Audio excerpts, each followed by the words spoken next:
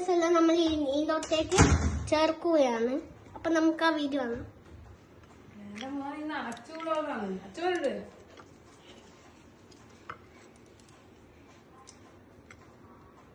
Milky മിസ്റ്റിന്റെ എണ്ണ ഇതിലോട്ടേക്ക് ചേർത്ത് കൊടുക്കുകയാണ്.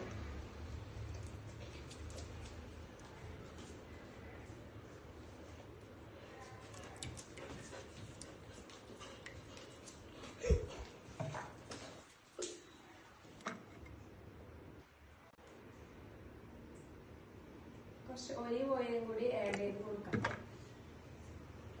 കഴുകി മാറ്റി വെച്ച റൈസ് നമ്മൾ ഇതിലോട്ടേക്ക് ഇടുവാണ് ഗൈസ്.